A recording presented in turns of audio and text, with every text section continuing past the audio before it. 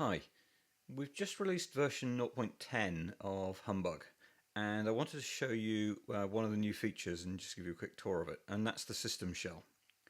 So I'm going to open the system shell on a Mac. I've got a keyboard shortcut that'll do that, the same on Windows.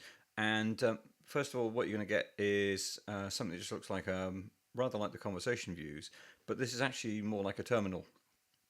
So the system shell is designed to give you access to some of the features inside of Humbug, so some of the GUI features from a command line. And there's a reason for that is that it makes it a lot easier for us to actually go about building software and actually script things using Metaphor. So the starting thing we can do is we can see what commands are available. So we can just type help and then hit return, and you'll see there's 6 commands listed. We'll add some more over time. They're fairly self-explanatory. Clear clears the shell history. Conversation starts a new conversation. Edit edits files. Help tells you all about the commands. Terminal starts a new terminal, and M6RC starts a new metaphor conversation. So these have command line parameters as well. But just to show you the sort of thing that happens, let's start by just launching terminal. So terminal is going to open a new terminal, and you can see that that's opened a terminal window.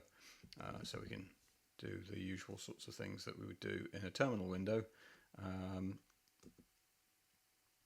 So usual sorts of things for the root directory of a Mac. So I'm going to get rid of that one. Edit is rather the same. And also this is a shell with command completion, and so it's got tab completion. So if we do edit, and I'm going to give it a source file, so each time I'm going here I'm hitting tab and it's completing it with some options. You can also use shift tab and it will take you back the opposite direction. So let's have a look at the abstract syntax tree. So there we go. So there's the AST code, and you can now see we've got the editor window open for the AST code. So it's just an easy way of getting to the editor.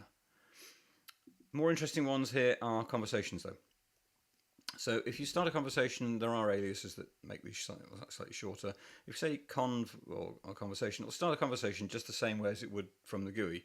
And in this case, it's defaulting to using the default model for the mindspace, which is Claude Sonnet, and it's a temperature of 0.7.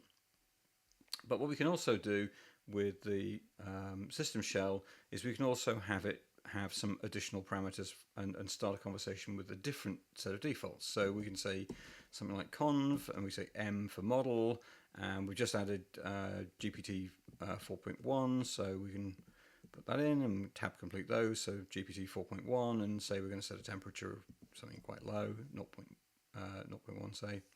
And what we'll now get is we'll get a new conversation. This time, if you notice on the screen, we've now got this conversation is with GPT 4.1 with a temperature of 0.1.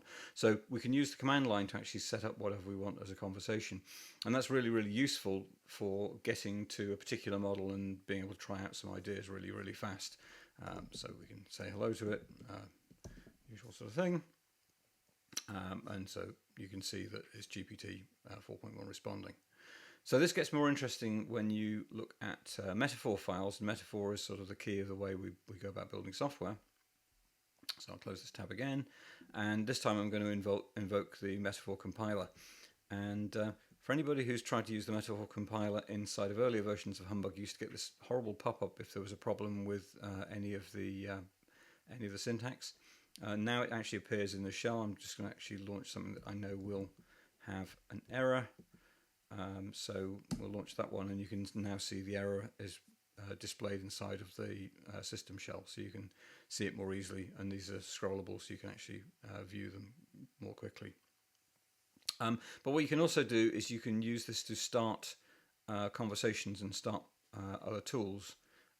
So if we want to do that and use a different model, we can do the same thing as we did with the conversation. So we can launch something like M6RC, and I have a metaphor file that I tend to use for doing updates, and we're going to send this one to Codestrel. So this is from Mistral, and with the temperature set at 0.2. In fact, this also tab completes, and then hit go on that. And what you'll see is it's actually launching the prompt, and you're seeing the response coming back this time from the Mistral backend. So the nice thing about this though is that you can actually use this command to really quickly try different things, or try the same thing with different AIs.